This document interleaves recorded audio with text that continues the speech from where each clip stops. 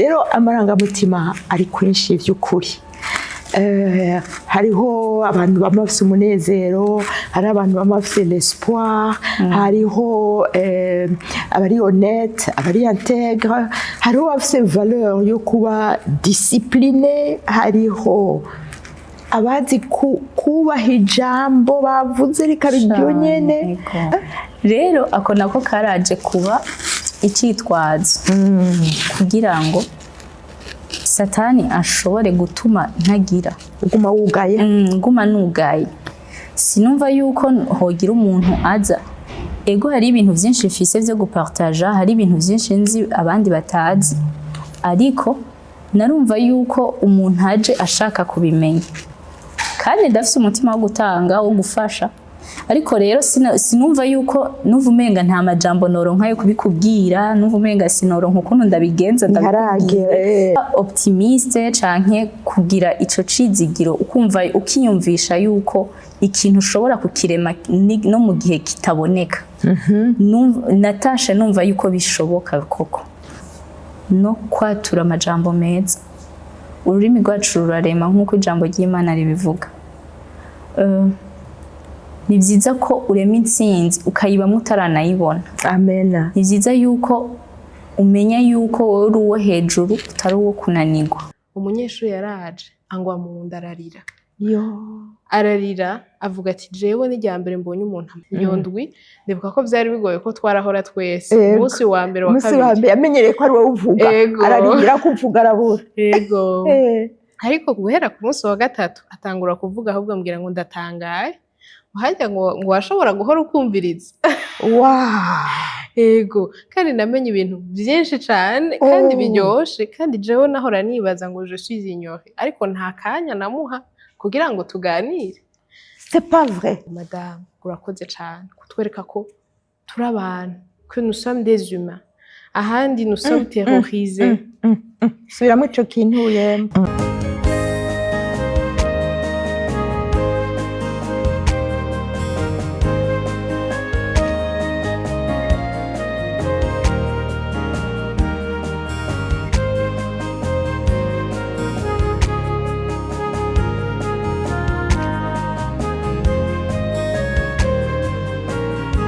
Turongeye kubaramutsa, twari tubakumbuye, turi muri ca kiganiro canyu mukunda, aho abamama n'abakobwa cane cane duhurira kugira tuganire nk'abamama nk'abigeme b'abakristo, ingene tubayeho ubukristo bwacu mu buzima bwa misi yose. Ndabaramukije rero mfise umushitsi w'iteka uyu munsi, mu kanya gatoyi arabibwira. Twagira ngo dushime Imana d'abord. Ego uhoraho turaguhaye icubahiro kuri uno mutaga, turagukengurukiye usubiye kuduha ibihe vyiza mwami Imana, ibihe vyiza vyo kugushingira intahe, vyo kuvuga urukundo rwawe, imbabazi zawe, ingene watugiriye neza, ibihe vyiza vyo kwigishanya no gukarishanya. Turaguhaye icubahiro, tuguha ikaze muhemu wera yatanzwe kugira ngo atubere umufasha. Tuguhaye icubahiro, tuguhaye ikaze, tuguhaye ikibanza ca mbere kugira ngo ubane natwe, kugira ngo tuvugishe, kugira ngo dutahuze, kugira ngo duhe kuvuga duhuza kandi duhuza n'abariko baratwumviriza hirya, abari kure n'abari hafi. Dusenze mwami Imana ngo bayagishe nabo. Ico twase ni za mpwemu zo mu birere, za mpwemu zo mu birere zo gutangira ubutumwa bwiza. Turavuge ngo mu izina rya Yesu Kristo, ijambo ry'uhoraho rifite ububasha bukomeye, rigira ububasha bukomeye kuri uyu munsi mwami, kugira ngo dukomeze gukizwa, dukomeze gukomera muri Kristo mwami wacu. Ni mu izina rya Yesu nsenze, amen. Amen, amen. Twagenderewe n'umugenzi wanje Greta, ngira muriko muratangara, muriko muribaza ati uyu mwana akiri mutoyi n'umugenzi wa Madame Claudette kweri. jewe rero nitwa L'Ami des Jeunes ni mugenzi wanje dukunze guhura mu biganiro rukristo aho tuganira ku mateme atandukanye tugapartaja tukagira amadeba tukigishanya tugashingiranira intahe tugasanga twize twakuze kandi twahindutse rero ngire ndamuha akanya kugira abanze abibwira uwo ari we karibu. Ego murakoze cyane Madame Claudette. Hanyuma nk'uko yari abivuze nitwa Greta Igiraneza, ndi umugenzi wiwe nk'uko yari yajeje kubivuga, nkaba uyu munsi natewe iteka ryo kuba muri kino kiganiro. Yarampaye umwanya ngo nidondore, nitwa Igiraneza Louange Greta, ndi umukizwa ndakijijwe nsengera kuri Eglise Vivante Kwijabe, navukiye mu muryango ukijijwe, twese turakijijwe turemera Imana. Ndi umunyeshure niga kuri Université du Lac Tanganyika hajya mu Kigo muri bac 1 économie bac 1. Usigaje imyaka ingahe? Itatu. Iyo ni ya baccalauréat. Ni ya baccalauréat. D'accord. Nagira ngo mwe muramupanga bashaka kuzomuha akazi. Navyo birashoboka ashobora kuzaragira amastage. Greta rero dukunze narakunda avuga ko dukunze guhura mu biganiro rukristo, ivyo no kwita ngo ni nk'ama cellule d'échange de prière, ego dutora thème tukaganira. Baganiriye ku bijanye n'ico bita amarangamutima meza, amarangamutima mazima ashobora gutuma umuntu yaba umujene yaba umumama yaba umupapa yaba umuntu afise akazi urongoye abandi cyangwa ukoreshwa n'abandi, hariho amarangamutima mazima ya rukristo umuntu akeneye kuronka mu mutima wiwe kugira ngo agire ubuzima bwiza bufite influence kandi bufite impact. Burya ijambo ry'Imana ryatubwiye ngo tube umuco w'isi kandi tube n'umunyu. Rero kugira ngo ushobore kuba la lumière du monde nk'uko babivuga mu gifaransa et le sel de la terre, hari amarangamutima bigusaba kuba ufise. Amarangamutima mu gifaransa bayita les valeurs d'une personne. Ni kuvuga ngo ni ingingo ni principe usanga umuntu agenderako, usanga ari nk'amagarde fou, usanga ari nk'umuco imbere yawe, ari ibintu wisunga mu buzima bwawe bwa misi yose. Rero amarangamutima ari kwinshi by'ukuri. Hariho abantu bamwe bafite umunezero, hari abantu bamwe bafite l'espoir, hariho abari honnête, abari intègre, hariho abafite valeur yo kuba discipliné, hariho abazi kubaha ijambo bavuze rikaba iryo nyene canke b'inyangamugayo, abari intègre. Hari amarangamutima menshi cyane, ariko tugomba gushimikira nyene kuyo n'Imana itubwira. Rero nagira ngo tubwire uko iyo espoir tuyivuge mu gifaransa kugira ngo tuve tuyihenda. Wayitahuye gute wewe? Ushobora kumbaza ati kubera iki iyo espoir wahisemo espoir muri izo valeur zose madame yavuze? Ariko nafashe espoir kuko ariyo novuga yuko iyangora yambera intambamye, nabonamwe intambamye nyinshi. Ndibuka kare navuga yuko ndi realiste ku rugezo rw'uko ntumva yuko novuga ngo ikintu kizogenda neza ntaranagitangura, ku buryo no kumva yuko novuga ngo ndizeye ko ikintu gitegerezwa kugenda uku ntaranagitangura. Numva kumenga ni ibintu biriko biransiga ubwenge, nkaca nza kwijustifya rero mvuga ngo ndi realiste. Ego nkarondera ukuri ndabidefanda bro. Ariko umunsi nza kwiga iyi valeur ya espoir, uwo munsi ndibuka Natasha mfashijwe cyane kuko banyigishije yuko kuba optimiste canke kugira ico cizigiro ukumva ukiyumvisha yuko ikintu ushobora kukirema no mu gihe kitaboneka. Natasha numva yuko bishoboka koko. Nibuka mvuze yuko ati Espoir yagufashije gute? Espoir yaramfashije ubwa mbere na mbere. Yamfashije nagiye kwisanga ndiko nkora ijambo ry'Imana rimpamagarira kandi bitanamvunye ntanabizi. Umva nkuko muri Bible havuga muri Psalm 45 Zaburi 45 umurongo wa mbere havuga ngo umutima wanje urabize usesekara ivyiza, ndavuga ivyo nageneye umwami, ururimi rwanje ni ikaramu y'umwanditsi w'umuhinga. Amen. Ego. Ijambo ni ryiza cyane risubiremo. Umutima wanje urabize usesekara ivyiza, ndavuga ivyo nageneye umwami, ururimi rwanje ni ikaramu y'umwanditsi w'umuhinga.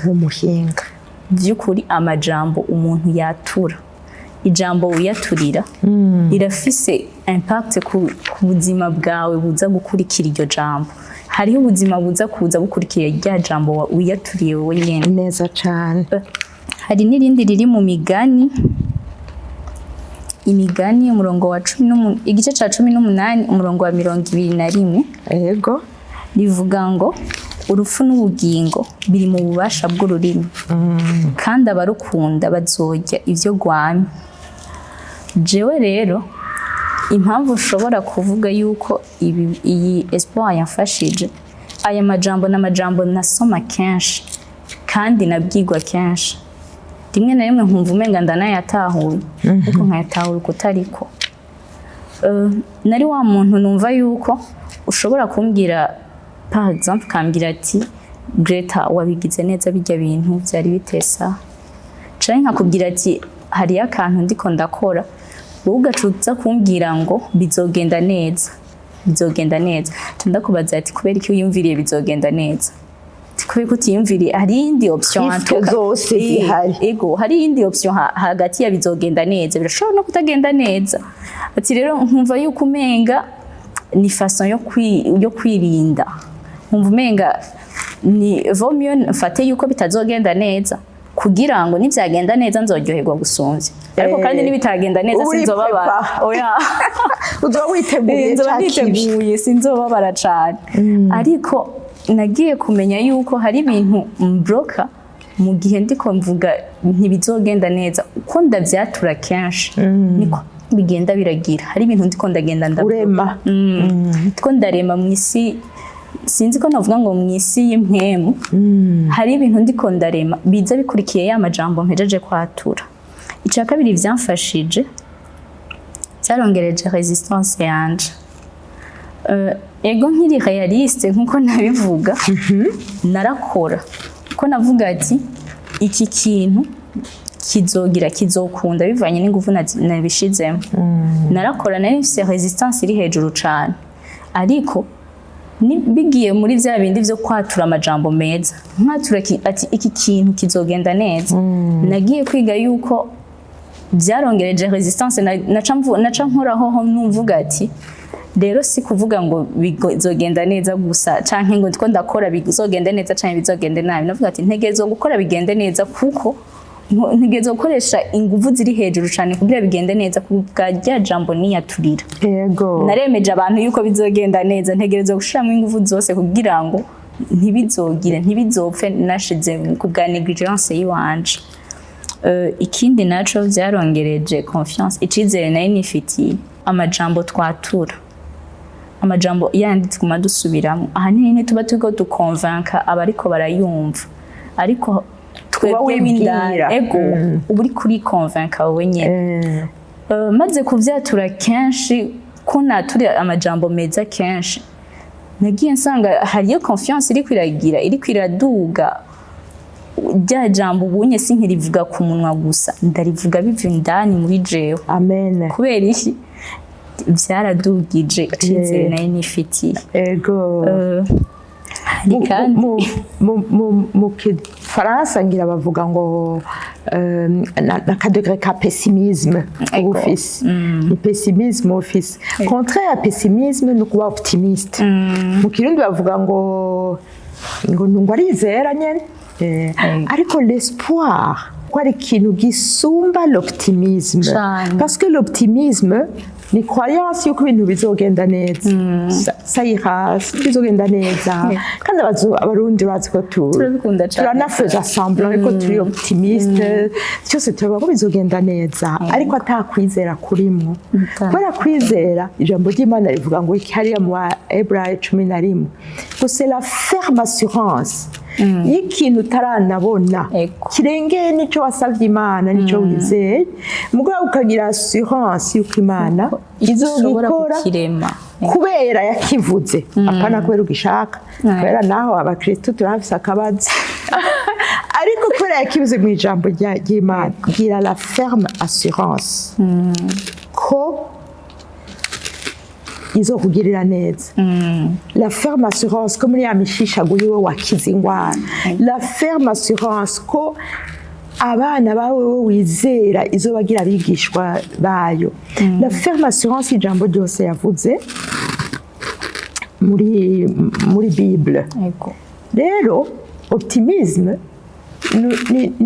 ni kubona nyene ibintu neza gusa par contre l'espoir ifatanye no kwizera ukwizera nako burya ijambo ry'Imana riratubwira ko ukwizera kutagira ibikorwa kuba gupfuye rero iciza ca espoir nuko yoyo isumba optimisme kubera isumba optimisme iragusunika guhindura iragusunika guhindura ya mvugo iragusunika guhindura ukuntu wahora ukora ibintu iragusunika gutangura gukora ico wahora utinya gutangura gukora ugasanga kubera utanguye n'Imana itibikora za ntambuko zikurikira espoir ni ikintu gikomeye cyane rimwe na rimwe abantu baneglige ariko ni nka base kabisa y'ibintu byose kubera l'espoir agit irakora hama igaca ikreya impinduka kubera wagize uko kwizera kubera wagize uko kwizera ushitangura kubona n'ingene wokora ibintu ingene wobihindura ugaca usanga no mu kibano ufise ivyo wakoze ariko nigitangaza ntawe ari kwibaza ko ufise espoir iri hasi kuko ukunda kuzura umwana akerebutse azi gukora utuntu twinshi twa artistique two gukompoza two kugira ikibazo none burya byose kweri abikora atinze nuko ashobora gutsinda amakonkuru muhora mugira upfa kubikora gusa nigitangaza nigitangaza kuko ndibaza ko waciye ubona udasa ubonye uriko urabikora espoir nukuri sinzi icyo wohanura abandi bajene bagenzi bawungira uhuru bibona bafise espoir n'abatagira espoir barahari nkanje usanga baninyegeje utobiba kuko nkaje ndaze nkuko wari ubivuze ntiwibaza yuko noba ufise agapessimisme ntiwabyibaza ntiwabinyibazako nk'icyo ntuhanura abandi bantu bashobora kuba bameze nkanje aho haheze kwizera ni ikintu gikomeye cyane turetse ibyo kwizera gusa no kwatura amajambo meza ururimi rwacu rurarema nk'uko ijambo ry'Imana ribivuga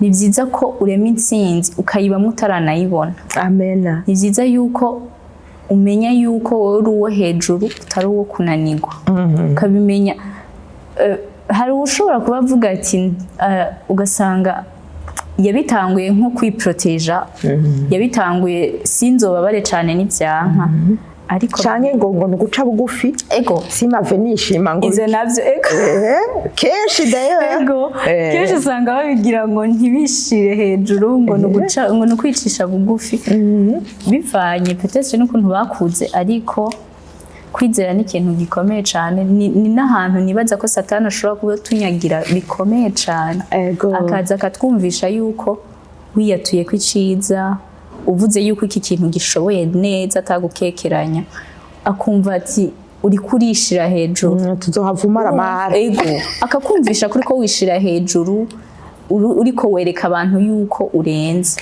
Kandi icyo byo n'ibinyoma bya Satani, nimwizere kuko Imana ikorana no kwizera kwacu, karema ibitariho nk'ibiriho, bikambara umubiri. Amen. Bigaca byambara umubiri kwera, tukabibamo tukabigendera. Hariho iyindi valeur ya multiplication.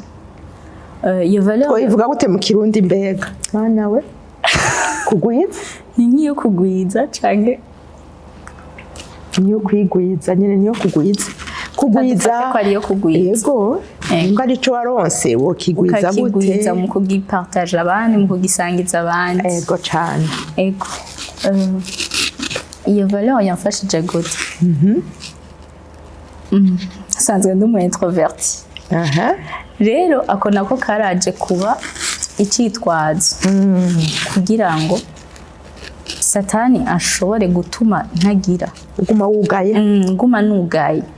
Sinumva yuko hogira umuntu aza, ego hari ibintu byinshi mfise byo gupartager, hari ibintu byinshi nzi abandi batazi, ariko narumva yuko umuntu aje ashaka kubimenya, kandi ndafise umutima wo gutanga, wo gufasha. Ariko rero sinumva yuko nuva umenga nta majambo noronka yo kubikubwira, nuva umenga sinoronka ukuntu ndabigenza, ntiharagera ntuka ko ntanga amaformation. Naca ndondera nk'ubu ashaka kumbwira par exemple ati urashobora kunyigisha hari ya valeur nzi kuzi, ati urashobora kuyanyigisha nanje nkayatahura. Naca ndagufata ukuboko nkagukwega, ingo ndagutware kwa Madame Claudette agusigurire. Naguma muri umva, naguma umenga ndikiraro naka ntazi iki kintu, rero reka ndakwereka uwundi akizi, nkibagira ko nanje ndakizi kandi ndagishoboye. Yego, kandi wo mufasha kubimutahuza cyane. Iyo valeur kare narinzi ngo ndanayifise mbere, ariko umunsi hagera ko no kwikota nkiha amanota, nasanze vraiment hari ahantu nananiriwe. Aho hantu ho kumva yuko kuba ndi umu introverti ari justification ikwiye yo kutabwira ikintu. Mwumva yuko no mukwega, kuguma ndabakwega amaboko tugende kwa naka, wowe ushaka iki? Nakarakizi ngo ndagutware kwa naka. Numvise yuko hariho abantu usanga bitari ngombwa ko umutwara kwa naka, kuko par exemple ugasanga peut-être nka ubumwe buhabaye hagati yawe nawe sibwo bwari kuhaba, sibwo buza kuhaba hagati ya wa umuntu mutwayeko. Ugasanga peut-être harabaho ibintu byo gutinyana canke ugasanga nta bintu bahuriyeko, ugasanga nyene ntamufashije uko wari kumufasha, kandi ntanabitahuye uko yari kubitahura ubimubwiye wewe. Par exemple urashobora gusanga nk'umuntu peut-être turi mu runganwe rumwe, ugasanga ndamukweze kwa Madame Claudette, agaca atangura kuvuga cyono n'uyu mumama nza kumuramutsa gute, kwanza tuvugana gute, tuvugana iki, ndaza kumubaza ikintu ntatahuye. Ugaca usanga harabayeho habayeho igihome hagati yabo, ugasanga bya bintu yari kubitahura iyo ndabimubwira, ariko nagiye kumutwara kwa wa wundi kubera nariko ndavuga ati jewe sinzi kuvuga ibintu byo kuvuga, ewana mujane hariya ikintu cyo kuvuga ntimundondere. Urumva, ugasanga kwabaye ukwikengera, nari kubimufasha mu majambo make peut-être, ariko akabitahura kurusha ukundi wowe undi yari kubimusigurira. Amen, amen. None musuri ngaho uri kubwira abandi wa mu intro, sindiko ndanabitahura, wa mutimide wobima nibaze greto uyu munsi ariko arapartage que ntimwisubire kwihenda ngo ntaco mufise mutanga. Kandi multiplication bahora bavuga ngo umuntu ngo aho kumuha ifi mwigishe nawe ingene yoroba. C'est ça la multiplication, kwigisha. Kuko ndashobora kubwira ngo nyandikira ikete, nshaka kwandika ikete yo gusaba akazi, kandi ndabizi. Ndashobora no gushaka kugira nkwepe cyangwa ndabinyarutse ndashobora guca mvuga nti ndaza kuri kwandikira ndari kurungikira ucuritanga aho rinda kuritanga ariko la vraie valeur de la multiplication ni ukuguhamagara nkakubwira ni ngo twicarane ndakwigisha ingene babikora mu kwandika ikete yo gusaba akazi batangura gutya kwivuga ukipresenta CV bayitegura gutya babigira gutya ni uguhamagara umuntu mugakorana ikintu ukakimwigisha. C'est ça la vraie valeur de la multiplication kandi ni ijambo ry'Imana ridusaba kubera nimba naramenye ikintu urazi ahantu hamwe ahubwo ukinyegeza kugira ni ukakigura ntihagire n'uwundi azomenya agaseke kawe ariko la vraie valeur de la multiplication si uko gusa ndagukorera ibintu ngo ni uko ndakwigisha nawe kubikora nakubwe ni ingo tubikorere hamwe hanyuma uyundi munsi ugira kabiri nakubwira nti uyu munsi rero si jewe nandika maquette yo ngaha ku kazi ni wowe wandika hanyuma je vais peut-être corriger nawe ukandika cette fois-ci nkaraba nkagukorija hanyuma kubera wabimenye nawe ugaca ugenda ukabipartaje abandi icyo nico Imana yadusavye ntiyaduhaye ingabire kugira ngo tuzigungane canke ngo oya kubera ngo kutanga mwibuke ya mavuta y'umufakazi mwibuke ko yarasigaranye duke aziti nukuri sigaranye utuvuta duke n'agafu gake n'inacumba tuca twipfira n'umwana bihera umukozi w'Imana yamubwiye ngo genda ufate tujya tuvuta duke hanyuma utume ko ababanyi bahazane ibibakure ama uzurabasukira ntiyanamubwiye n'ikizoba yabwiye ati genda ubigire gutyo nyene gusa wa mupfakazi yarashika muhira arabwira wa mwana w'umuhungu ati genda mu babanyi unzanire byose ivyombo utire uzane atangura gusuka ngo ayo mavuta ntiyigeze asubira guhera yagumye asuka ntiyaheze rero ico twumvisha tukamenya tukibuka yuko mu gutanga ariho hari umugisha dukunda kubivuga ariko tutavyizera mu mutima comme tu as dit ku munwa ko gutanga ariho hari umugisha kuko iyo ngabire uri kuratanga uko utanga ni kwigwira uko utanga ni kwigwira ntihera ugumutanga rero mu buzima bwa misi yose umaze kubitahura bikuzanira épanouissement na satisfaction idasanzwe kandi ntidushobora kuba umuntu w'isi tutariko turi multiplier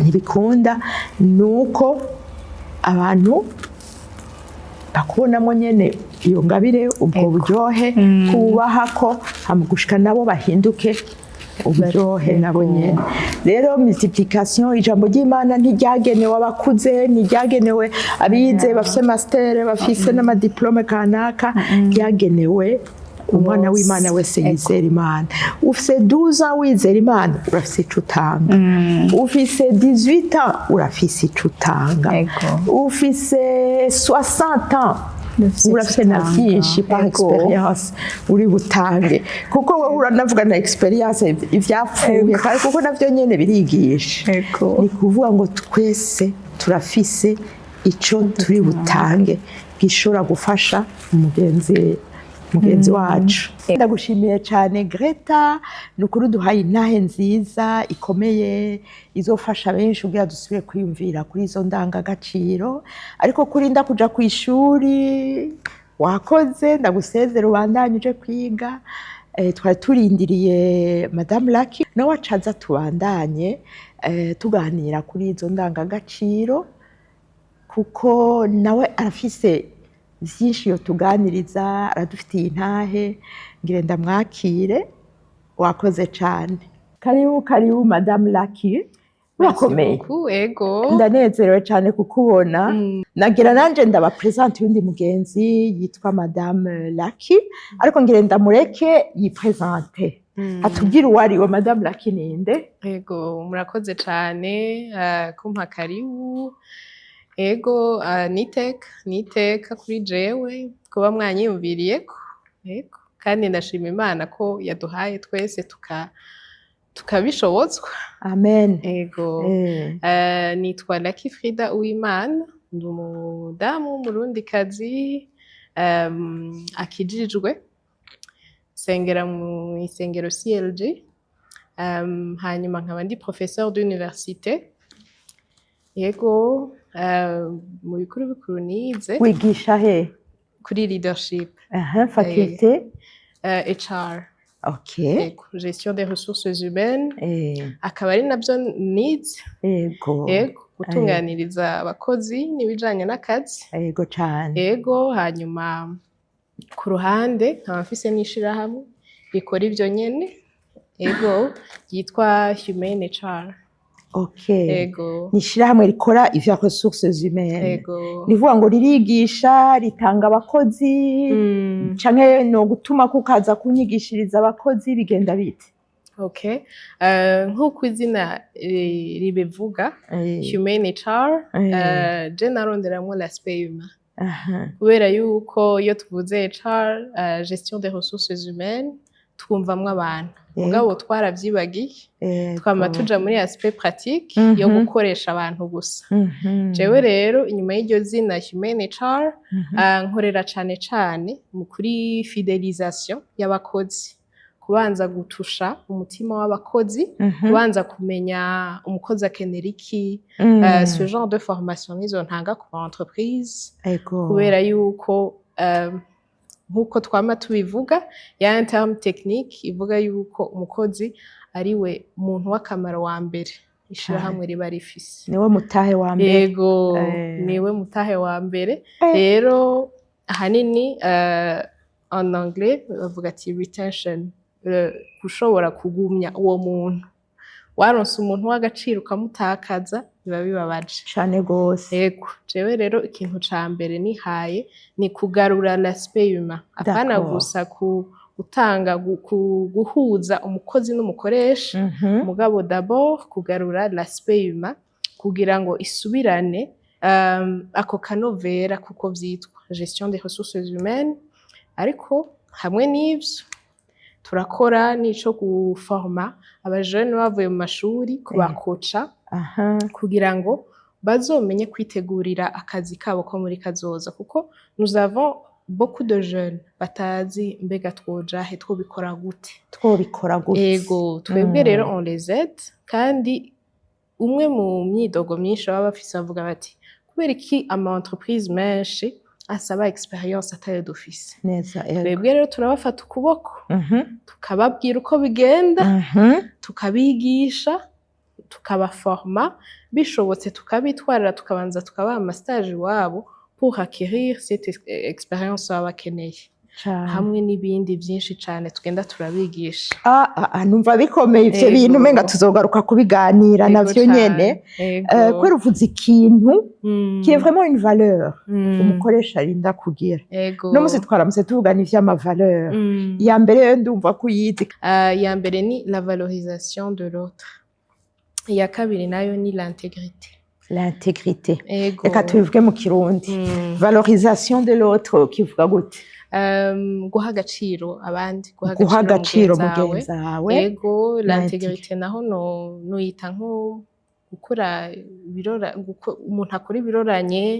Yego, kugerageza kuba umuntu akora ibiroranye, inyangamugayo, imvuga kuri. Yego. Okay. Byari ibintu nsanzwe ngendana canke nkunda, ariko nasanze uko navyaplika atariko.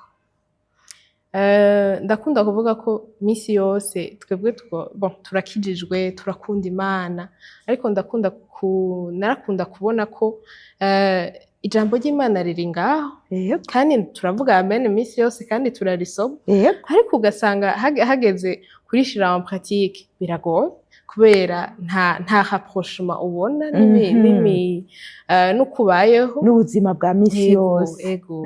Rero maze kuba imprégné n'izo nyigisho, nkamenya la valorisation de l'autre ni valeur imeze gute, l'intégrité ni valeur imeze gute, byaramfashije kumenya hari amaverse yacanzamwo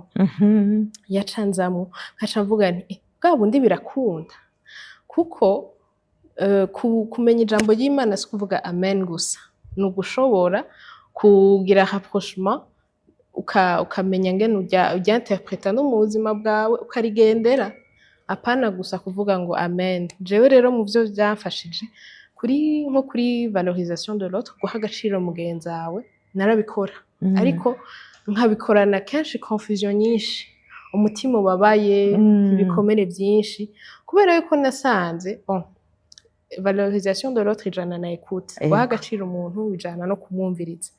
Rero uko numviriza abantu nasanze uko nabikora atariko, kuko ushira inguvu aho zidakenewe, ushira urukundo kutarukeneye. Peut-être umuntu yarakeneye ubufasha bwo mu bundi buryo, wewe ukama uri kuritega aho rero ntaca havyuka vya bikomere kubera ico umukoreye wowe ubona ari ciza ariko wibwiye nta iyo valeur ntayuzi, ntuzi ingene ikora, ufise uwo mutima mwiza gusa ariko nta bumenyi ufise. Rero hamwe n'ubwo bumenyi nkaca ndabifatanya na verse yo mu Baroma 12:10 aho nabonye ivuga ngo kuvyo gukunda bene data mukundane rwose, kuvyicubahiro umuntu wese ashire imbere mugenzi we. Nca ndavuga nti rega kuvyicubahiro umuntu wese ashire imbere mugenzi we. Nkaca nsanga muri iyo processus yo kwitwa ngo ndiko ndaha agaciro uwundi muntu nariko nshira imbere jewe nyene kuko nabikoze mbega uwo muntu twaba twayaze eka numva n'abandi ko ndihenda. Ugasanga uri kuri depensa ku bintu bidakenewe, aho uwo muntu yaragukeneye sihuri warishize imbere. Rero ngarutse muri ijambo ry'Imana ngo kuvyicubahiro umuntu wese ashira imbere mugenzi we. None wabikoze gute pratiquement? Ari muhira, ari ku kazi, wabikora gute kera ubu naho hahindutse iki? Bon, mpava nitiza ca Kirundi ngo yija kurishihera ku nama, reka mpere mu nzu iwanje.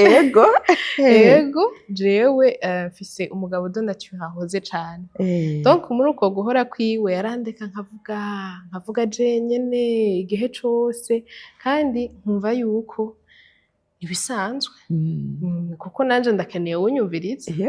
Ariko maze gutsindwa n'iri jambo ry'Imana kuko kare nararisoma ariko sinaritahura.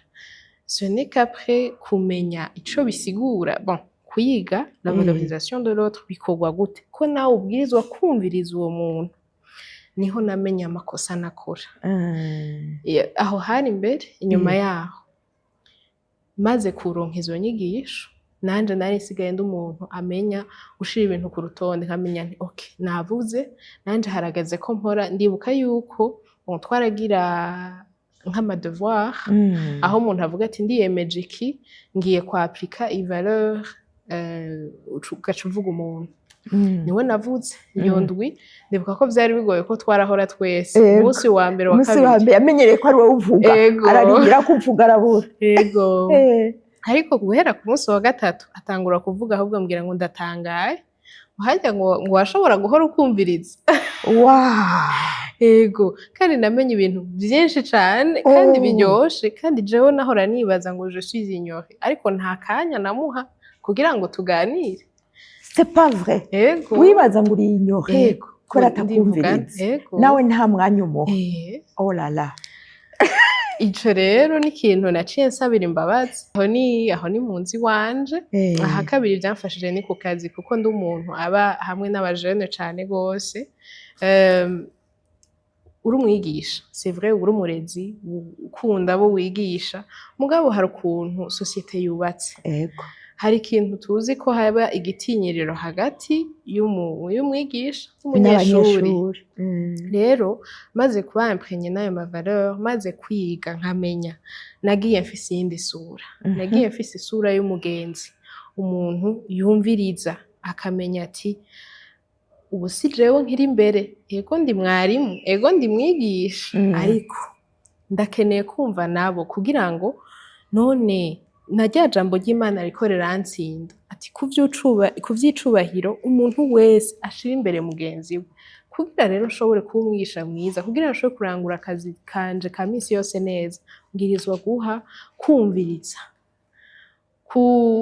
guha agaciro abo banyeshuri sinobabwira nukuri byari ibintu bikomeye cane kuko niko kanya nabaye panuye mu kazi kanje amen niko kanya Imana yanyeretse ko koko nari narahamagariwe ico kintu ko ahandi ikintu kirakuremera ukumva uri ahantu utegerezwa kwikomporta uko societe ishaka uri muri ico kibanza uko ubwirizwa kumera ariko maze kumenya izo ndangagaciro ama valeur byaramfashije cane gose kubera navuga nti ubu n'ubumenyi abandi badafise niho naciye ntangura kubwira ikintu abanyeshuri banje ndababwira nti birabasaba kuba unique kugira abandi bantu bababone babakunde ico gihe nico naciye ntangura kuvuga nti ubu rero ndabaye unique muri iyi cercle yanje yose muri aba collègue banje aha muri kaminuza nzima aha rero ndamenya ikintu ndabaye unique ndibuka ko naronse intahe y'umunyeshuri wanje arambwira ngo madame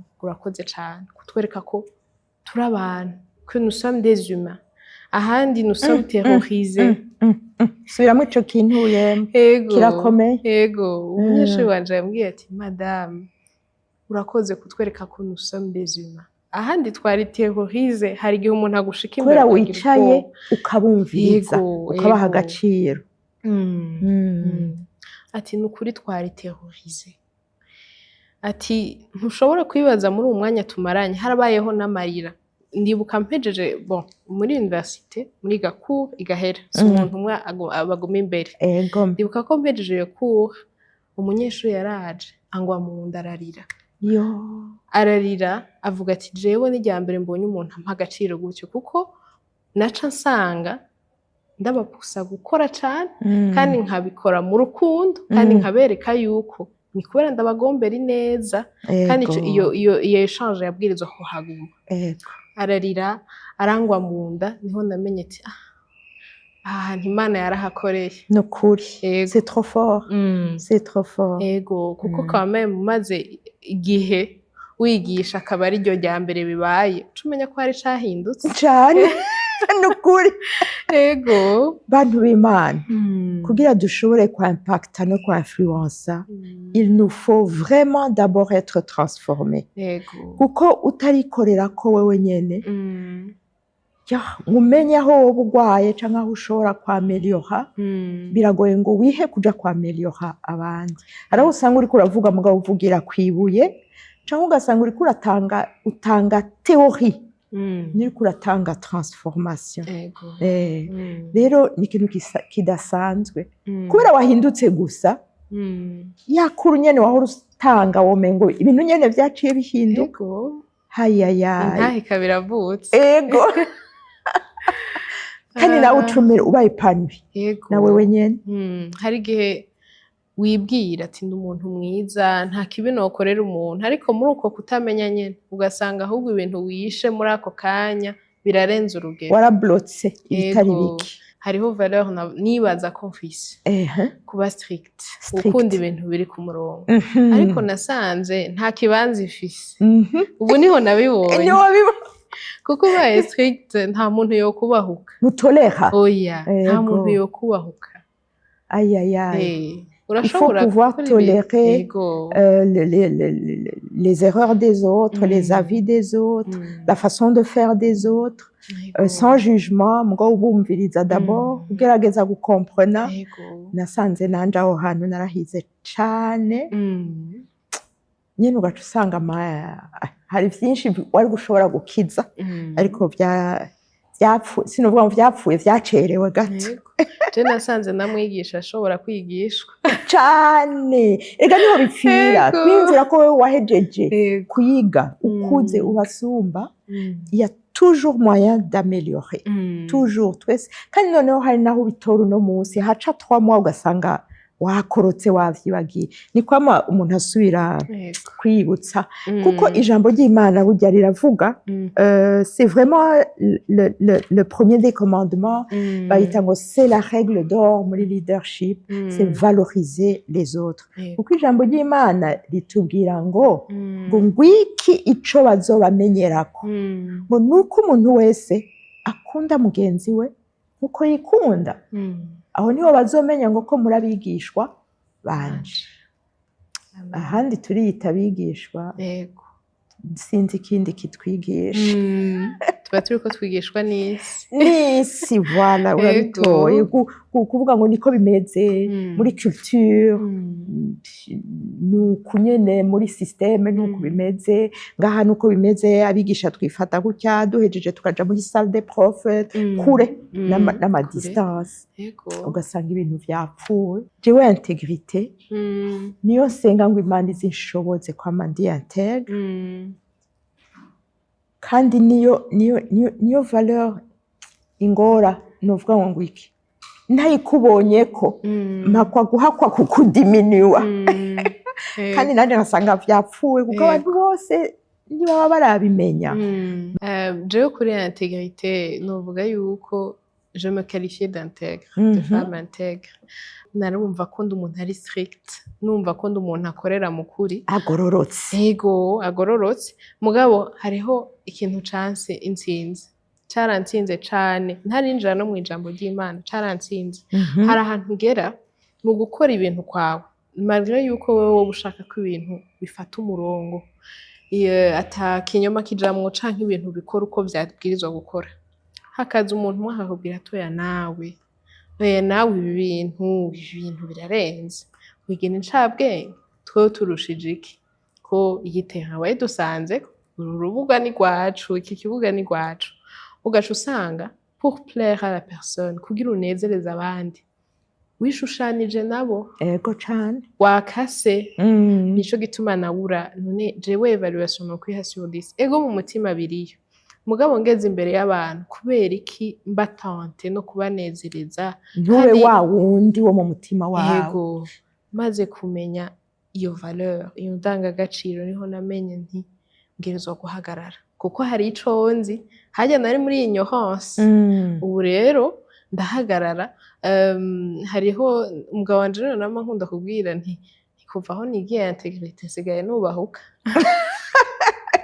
kuvyo ndahora mvuga yego ndanyarutse kuvuga ku bitagenda ari ibintu bitagenda neza ndavyadressa la personne nkamubwira nti bon jewe numva umenga ibi bintu uri kurankorera sivyo canke uko bibwirizwa gukorwa siko ariko kare siko nari imeze naranigwa kubera hari ukuri ntarifise muri jewe kubaha mugenza yego rero aho nyene ndibuka yuko umva hari amaverse uko muri uko nyene vyanyigishije ko maze kwiga les valeurs niho naciye menya ati ijambo ry'Imana rica riza rigaca rihura na vya bindi ugaca umenya uti ok ubu je donne un sens à ma vie ça donne un sens à ma vie si ibintu si rya jambo usoma ugaca ukorwako ngo amen ce n'est pas seulement spirituel rirankorako practical comment est-ce que ça devient pratique dans ta vie de tous les jours ego kuko kenshi turigishwa pasteur akatwigisha hariya kandi tukakoma amashi kandi tukavuga amen ariko byose tukabisiga mu ishengero cyangwa bikakunezera ngo ugashika ukabura la façon pratique yo kubishira mu ngiro mu buzima bwa misi yose bikaba bipfuye ariko iyo washobojwe kumva ikintu ukagerageza kuza kugishira mu ngiro mu buzima bwawe là la transformation prend place dans ta vie ijambo ry'Imana ricari rikora rikaguhindura wamara guhinduka wamara kuba transformé tu deviens automatiquement un agent de la transformation ushobora gutransforma utabanje kuba transforme urumva ngarutse aho hantu nko kumva yuko wewe ico wovuze naho cari ukuri uca ugerageza kunezereza uwo wundi ugaca uhindura urakasiyozera kandi wabibonye neza cari mu mutima wawe cari ukuri uwo wundi aguhoye uko kuri azanye itori ziwe ushatse guhindura niho vyaciye bingarukana mw'ijambo riri muri Zaburi 15 1 à 2 niho byankoze ko cane kuko namenye ngo nta muntu akorera abami babiri cane ukorera abana b'abantu nkongera ngakorera iyo mwijuru ni ukuri iryo jambo riri muri Matiyo ndarizi ego kwera nta gukorera Imana ngo yongere akorere na mamoni nta bami babiri ntibikundi uti Zaburi 15 ego 15 umurongo wa mbere n'uwa kabiri ego havuga ngo uhoraho ninde azosembera mu ihema ryawe ego ninde azogerera ku musozi wawe wera nugendera mu bitunganye agakora ibyo kugororoka akavuga ukuri mu mutima wiwe amen amen amen naratsinzwe cyane n'iryo jambo ndakunda gukoresha le terme ngo naratsinzwe n'iryo jambo kuko nasanze ufise le Saint Esprit muri wewe kenshi rero n'abo bantu usanga nayo ma influence turonka ari extérieur usanga ubizi neza ko atari ukuri kuko hari muri wewe kuko le Saint Esprit turagumana cyane gose ugaca usanga naciye nsanga none nimba Bible vyanditse noir sur blanc yuko urumva umuntu ahimbara Imana ari ubugendera mu bitunganye agakora ibyo kugororoka akavuga ukuri mu mutima wiwe donc je ne dois pas plaire mugabo iryo jambo ntaramenya iyo ndangagaciro l'intégrité uko kuba inyankamugayo ntarabyiga ko ngo menye n'ayo mateori yandi kuko kenshi uko tuba dukijijwe turibwira n'izo nyigisho ntazo nkeneye je suis tellement spirituelle ndafise umuco ndi umuco ego rero nabaye agréablement surprise naranezerewe cyane nshoboye kuronka izo nyigisho kuko iyi Bible karese ukuntu ayitahura ahubwo numva none sinanejereje umwana w'Imana sinabikoze uko abandi babinsaba reka n'ijambo ry'Imana ritubwira ngo tubane mu mahoro n'abandi nasanze atari byo yari amakosa akomeye ariko ndacumura naho ndatsindwa n'ukuri Imana imbabarire yego reka turisome mu gifaransa nawe nyirivuga neza naho iravuga psaume 15 1 2 verset 1 et 2 Ô Éternel, qui séjournera dans ta tente, qui demeurera sur ta montagne sainte?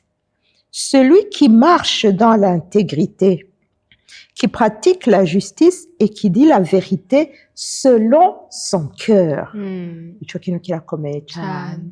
Kubera intégrité nuko umuntu ari integre n'umuntu abaho kujya nyene yiyumvira. Nuvuga ngo n'umuntu uko ari imbere y'abantu ni kujya ari niyari mu cumba wenyene. Abantu benshi bubu iyo bari mu cumba bonyene n'abandi bantu bashika mu bantu bakaba batagatifu beranda mais l'intégrité ni ukuguma uri idem muri izo kazi biri. Par contre la réputation sindiko ndarondera terme yo mu kirundi sindayitora ngo la réputation ni ingene mwe mumbona muri société iyo ndiko ndavuga iyo ndiko ndakora ibikorwa byiza twitwabona ibikorwa by'Imana urakora urafasha uritanga mu ishengero urazinduka ushobora kuba uzinduka ariko mu mutima widoze wagaye abantu wabanse hariya muhira usize ukoze ibyaha mbwo ukazinduka muri église la réputation kuri église bazovuga ngo ujya muntu n'umukozi w'Imana nguzi ko ari washika wa mbere mu ishengero misi yose ngo urazi ingene afasha abakene ça c'est la réputation mais ce que tu es derrière là-bas winyegeje abantu batabona rero mwe nabo ngo ntibakundana n'Imana Imana sibo ishingiro inkana rero ushoboye gutahura l'intégrité ukama wisengera ngo Mana umfashe unshoboze mbe vrai mbe moi-même en tout lieu natinye umwana w'umuntu ariko ntinye Imana imbere ya vyose nibaza ko jewe niyo pour moi c'est la première des qualités urukundo na intégrité c'est vraiment mes meilleures qualités mes meilleures valeurs rero Imana ishimwe turatangura kuvyapika uravuga icyumviro cyawe ukagihagararira urumva nasanze nari mbohe ya none umuntu abishaka gute banyiyumvira kwiga yego quand dira-t-on yego ariko maze kwiga nkamenya d'abord c'est quoi l'intégrité none umuntu ari intègre aba ameze gute surtout maze kugira iyo défi yo kubura mbega no kwiyevaluwa gute sur 10 kuko urumva usanga ama action yawe menshi ivyo ukora vyinshi vyabaye influence n'abandi bantu cyane mugabo inyuma y'izo nyigisho nanje narabaye direct biransiga narabaye direct biransiga urabona ko hari ibintu twibikira yego n'imbere y'abanyeshuri narabagira ntimumenye ko muriko muriyigira mwaba kandi ivyo ni ibintu bigoye yego ni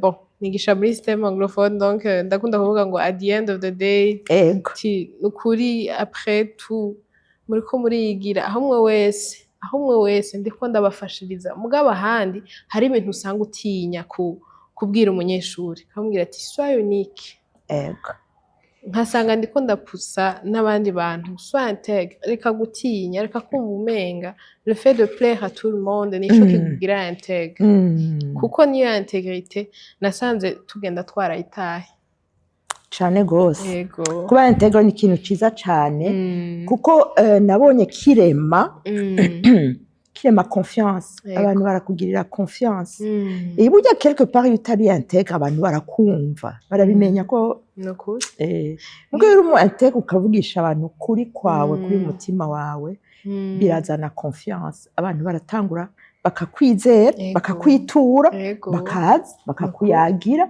ivyo utarizi nuko bokuyagira kuko bakubonyemo ukuri rero on a intérêt à être intègre kuko ça génère une confiance hanyuma nawe utubaye épanoui kubera la personne que tu es devant les autres ni wa wundi nyene wewe nyene nta effort yo kuza uraraba kandi haton kuri abakristo barakunda gufata prétexte kwihenda ngo ukunde mugenzi wawe ukibaza ngo kora gukunda mugenzi wawe no gukora ivyo ashaka ibimunezereza or c'est faux c'est pas ça uko biri kose uzobanza ukora ico Imana ishaka nikinezereza Imana imbere yo kunezereza mugenzi wawe hama ugatora ingene ushobora kumusigurira no kumukosora mu bwaneza ariko muri vyose watinya Imana imbere yo gutinya abana b'abantu kuri ico nyene ca confiance burya abantu turagenda tutazi ko bon hari igihe uba ubona umenga ati yego je suis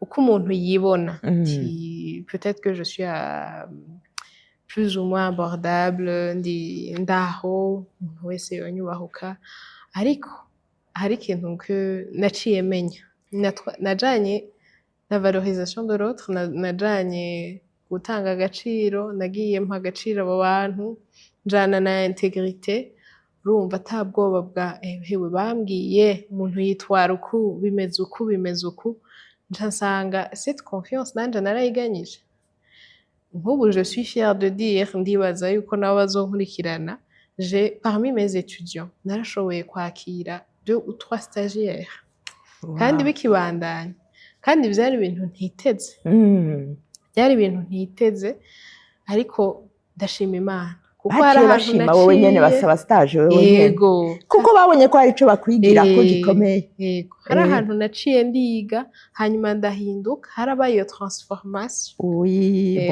amen amen amen nukuri turashimye Imana cane ivyo kuvuga indangagaciro ama valeur moi ndumva ndabikunda cane naco ntotanga kugira ngo indangagaciro zisubire guhabwa agaciro mu gihugu cacu muri communauté yacu no mu miryango yacu kuko indangagaciro kubwanje ni urufatiro rwa vyinshi ni urufatiro rwo kugira igihugu cacu gitera imbere ego kugira ngo gishobore gutera imbere hariho indangagaciro zibwirizwa kugaruka mu bana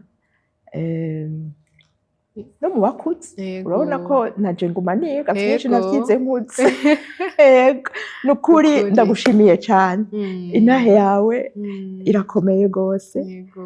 tworonka akaryo tuzobandanya kubiganirako ego mbonereho nshimire na Greta yaravuye ngaha yatuhaye intahe yiwe neza cane kandi dutera intege abantu bose gusubira kwiyumvira kuri ico kintu cyo gusubira kubaka indangagaciro muri wewe nta n'umwe atazifise à un certain niveau ariko tuvuge tuti il y a toujours moyen de faire mieux Yego. sivyo il y a toujours moyen d'améliorer kugira ngo durushirizeho gusa kugira wa mutima nk'uwari muri Kristo Yego Yesu cane. ego Nanje urakoze. ndabashimiye cane nkuko natanguye ndabivuga ni iteka ntangere kuko nanje n'ubuntu nagiriwe kugira ngo nshobore kwiga menye ibijanye n'izo ndangagaciro hanyuma hakaba hari n'ivyamwa ego cane yego nico gikuru yego wi nico hotel gikuru igiti cane nicerewe kuko iyo ni ntaho ikomeye cane ego none ndabashimiye. ndagusaba ikintu urashobora dusengera duheze Yego. dusengera n'abariko baratwumviriza Mwami Imana turagushima kandi turaguhimbaje turagushima ko ari wowe wadukundiye kuba hano uyu munsi tuyaga ijambo ryawe wakoze ko waturinze tuyaga kandi wakoze ko waduhaye amajambo ajanye n'ukuri kwawe Mwami Imana ndasenze kugira ngo aya majambo waduhumekeyemwo kugira ngo dushobore kuyakwiragiza kugira ngo azokwiragire afashe imitima y'abazoyakurikirana turasenze kugira ngo azagire impact umuntu wese azokumviriza turasenze ngo Mwami Imana azamukoreko turasenze ngo aho atari bwagukirwa aho atari bwamenye ntabe akibaye mu kutamenya ukundi reka umuhindure ahinduke ku bw'amajambo yumvise reka Mwami Imana wishaje igikorwa co kuyakwiragiza kugira ngo Mwami Imana impact aba ari nini turasenze kandi Mwami Imana ngo abazoyakurikirana akabakorako nabo baze bakore ku bandi kugira ngo Mwami Imana ubwami bwawe bubashe kwaguka amen mu izina rya Yesu tubisenze tubyizeye amen amen